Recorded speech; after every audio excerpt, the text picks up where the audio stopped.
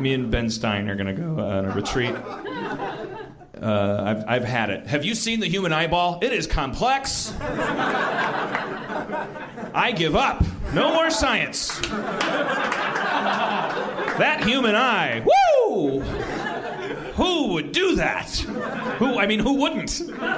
What random system would do that? That's the intelligent design main argument. Ben Stein? Look at the human eye. Ben Stein's into that now? I think he is. I saw a trailer for yeah. I saw a trailer for a documentary that played a lot of like punk rock music or something while he walked around, and I think the implication was that he was doing the Religulous thing, but saying God existed. Who cares? On either side, who cares? How's softball The going? only thing more obnoxious than somebody like beating down doors and insisting God exists is somebody insisting he doesn't. Like, it's so dumb. Such a dumb argument. Who cares? Yeah, that's how I feel about Bill Maher. It's like, believe what you want, but he's just being a dick about it. Like he's saying, like almost you would say evangelical. Yeah. I just can't stand and dogmatic and being a fundamentalist and being just a tool. Like he's knocking on my door and thumping a book. Yeah. Called Not the Bible. And also, he just seems like a terrible guy anyway. Yeah, I mean, and if you're gonna, if you've nailed a way of life, advertise for it with a big smile on your face and hanging out, and then let me go, God damn it, I love that guy. How can I be more like him? Let me sneak into your underwear drawer and find your Bible, and because I need to know how to be as happy as you. I'll walk around scowling. I don't want to know what you put in your drink at night. I got my own problems.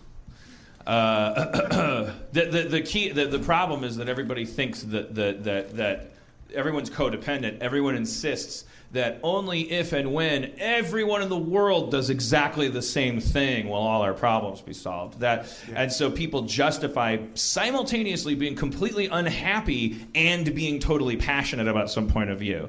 Which, if everyone just would you got to tend your own garden. Because that way that people could just counter your argument by going, well, then why are you such a miserable sack?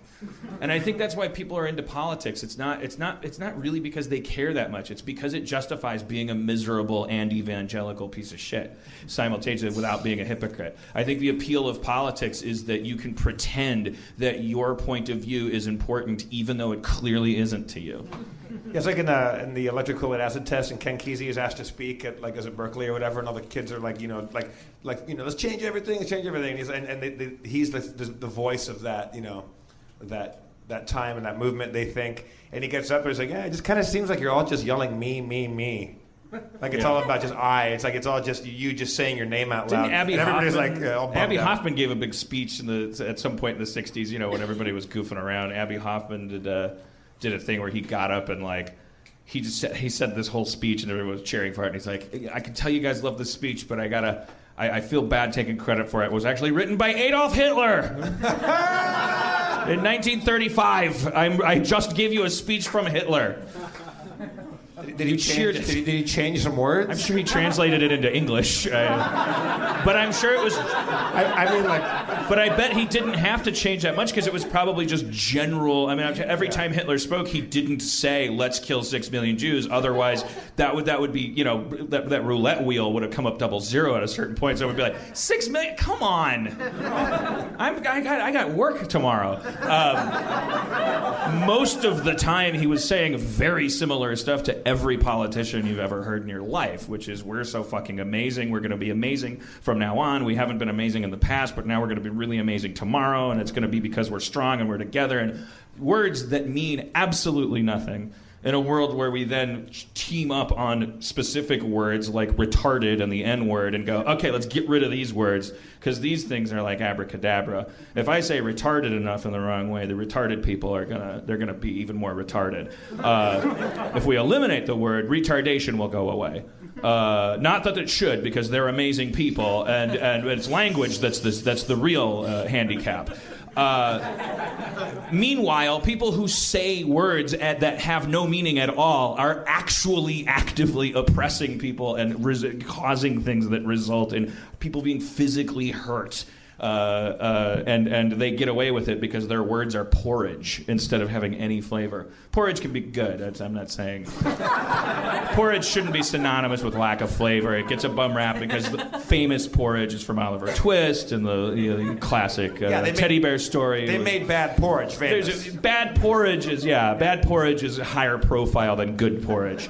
There's not enough. We need to start an anti-porridge defamation league of some kind that can where are the stories where like Jack climbs a beanstalk and he finds golden porridge? What qualifies something as porridge?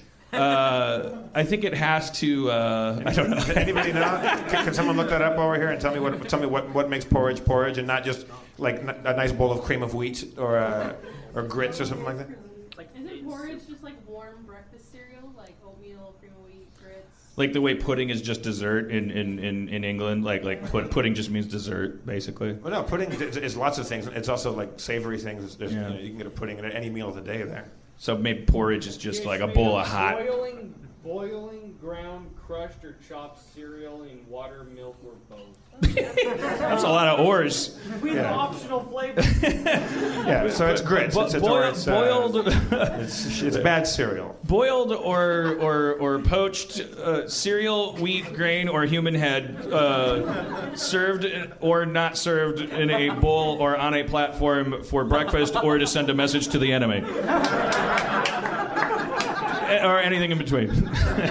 Now then, what makes gruel? Is gruel just like the world's worst porridge? Yeah, shit porridge. Thin, watery porridge. Yeah, gruel's worse than bad porridge. On the Homeland Security porridge color-coded scale. We can formulate the world's most culturally biased SAT question out of this. Porridge is to gruel as gruel is to... all right.